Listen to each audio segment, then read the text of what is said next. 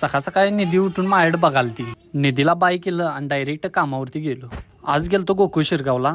गोकुळ शिरगाव मधलं काम आवरलं. ढीगभर ऊन लागालतं म्हणून म्हटलं गोकुळ लस्सी प्यायला. 18 रुपयाला गोकुळ लस्सी, त्याच्याबरोबर 2 रुपयाची चॉकलेट फ्री. फुल एन्जॉय. इकडे तिकडे न लक्ष देता डायरेक्ट टेस्ट करूया म्हटलो. क्वालिटी एक नंबर. तिथून मग गाडी घेतली आणि पुढच्या प्रवासाला निघलो. बघता बघता ढगाळ वातावरण झालं आणि पाऊस आत्ता पडतोय का नंतर पडतोय असं वातावरण झालं. शिव बघा, एक रोड जातोय ती कनेरी मठावर आणि दुसरा रोड जातोय ती डायरेक्ट कोल्हापूरला. गिरगाव रोडला आलो. एकाच हॉटेलमध्ये 5 टीव्ही जोडायच्या होत्या. चला म्हटलं साईड बघून घेऊया आणि टीव्ही जोडायला सुरुवात करूया.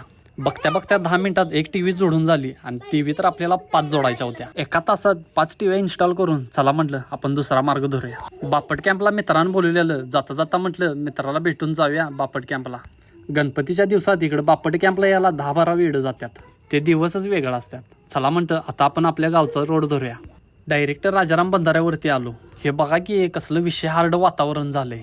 तवरच्या मम्मी मला म्हटली बाजारमधनं जाऊन जरा किराणा घेऊन येऊया. बाजार वगैरे घेतला. तेवढ्यात मम्मी म्हटली खीर करायची आणि खिरीचं साहित्य पण घ्यायला लागतं. मला काय कळणार नाही म्हटलं आणि तुझी तूच घे म्हटलं. घरला आलं तवरच्या भाचा आणि भाची लागलेले डान्स करायला. त्या लाडक्या भाचीपासून दिवसाची सुरुवात झाली आणि एंड पण तिच्यापासूनच केला.